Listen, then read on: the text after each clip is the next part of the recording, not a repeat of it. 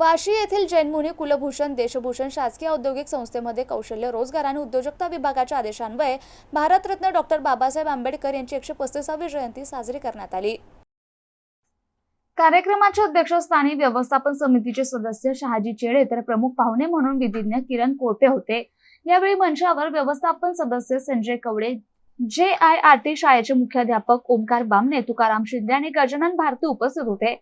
यावेळी कोळपे यांनी विद्यार्थ्यांना डॉ. बाबासाहेबांचे स्त्रियांविषयी कार्य आणि धोरण याबद्दल विचार सांगताना हिंदू कोड बिल, विवाह, स्त्री पुरुष समानता, वेतन हक्क, प्रसूती काळ रजा तसेच अर्थ, शेती धोरण आदींबद्दल सविस्तर माहिती दिली।